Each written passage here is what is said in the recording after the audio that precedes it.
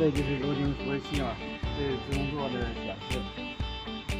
这正常的就是说，你看，打到这边，然后这边手动看左右，看这，看这啥？哦，亮了，看亮没？啊，你填入了，它这个那个就电子牌都出来是吧？然后是打到你看这边是随动，随动的，哎，随动，这是手动，这是手动的。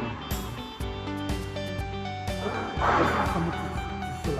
你看，那电子发亮了，电子发亮了。左右度是吧？对，左右打嘛，打这0度下它就不动了。这是报故障是对的，因为它现在不动了。